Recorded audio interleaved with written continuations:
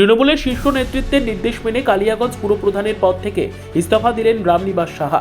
সোমবার বিকেলে রায়গঞ্জের মহকুমা শাসক সদর তন্ময় ব্যানার্জির কাছে নিজের ইস্তফাপত্র জমা দেন রামনিবাস সাহা।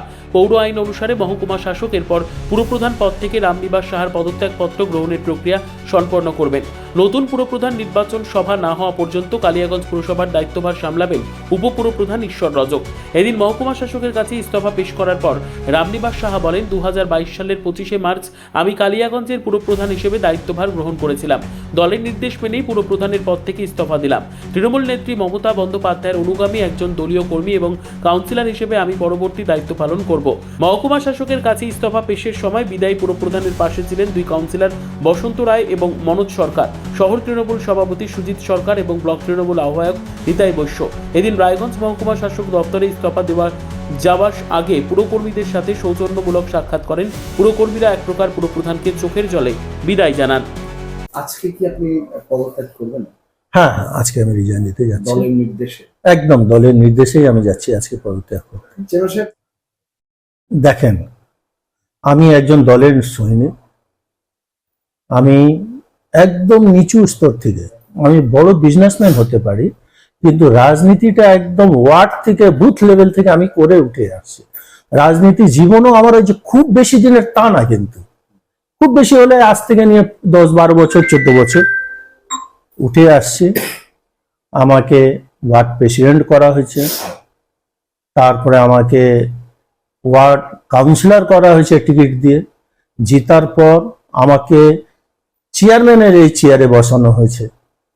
তাই আমি দলের কাছে কৃতজ্ঞ এবং দলের ভাবমূর্তি রক্ষার্থে আমি আজ অবধি যেভাবে আমি এই চেয়ারকে রক্ষা করছি, ভোটকে যেভাবে চালানোর চেষ্টা করছি, আমি আমার 100% দলকে দেওয়ার চেষ্টা করছি।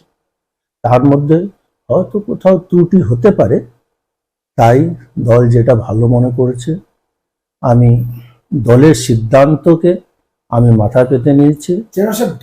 আমি কোনোদিন স্বপ্নে ভাবিনি যে আমাকে দল এত বড় সম্মান দিবে, এই চেয়ারে বসাবে।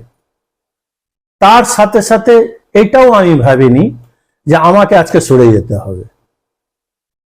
আরেকটা ব্যাপার, যে আপনার যে স্বপ্ন, আমার যেটা স্বপ্ন ছিল মোটামুটি 99% আমি কমপ্লিটের দিকে আছে, কাজ স্টার্ট আছে।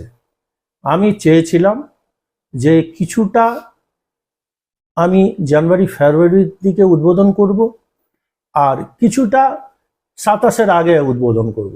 আমার যা যা ইচ্ছা ছিল মোটামুটি আমি পূরণের দিকেই আছে। আপনি যিনার নাম শোনা যাচ্ছে চেয়ারম্যান হিসেবে আগামী দিনে, ওনাকে কতটা সহযোগিতা করবেন আগামী দিনে? আমি 100% সহযোগিতা করব, এটা দলের নির্দেশ। আজকের দিনে একদম দেখেন, স্বাভাবিক একটু খারাপ লাগবেই, কিন্তু আমিও আপনাকে আমি প্রথমে বলছি, আমার ফার্স্ট পরিচয় আমি একজন বিজনেসম্যান। যেহেতু আমার ব্যবসা আছে, এইবার কি হবে, আমি দলের যেটুকু কাজ করব তার সাথে সাথে আমি ব্যবসাটাও আমি দেখতে পারবো। তাই আমার বিশেষ করে এতটা খারাপ লাগছে। ওয়ার্ডটাও দেখবেন? অবশ্যই, ওয়ার্ডের লোক আমাকে ভোট দিছে, ওয়ার্ডের লোক আমার পাশে দেখাইছে। আজকে আমার রিজাইনের নাম শুনে আমি বাড়িতে থাকতে পারতেছি না। দেখবেন আপনি, ঝাঁকে ঝাঁক লোক আমার বাড়িতে যায়, ধর্ণা দিয়ে বসে যাচ্ছে, কান্দাকাটি করতে যাচ্ছে। ওদেরকে নিয়ে আমার মন ভেঙে যাচ্ছে। তাছাড়া আমার সেরকম কোনো এখন অবধি আমি একটুকু ভাঙিনি। ব্যুরো রিপোর্ট, উত্তর বাংলা সংবাদ।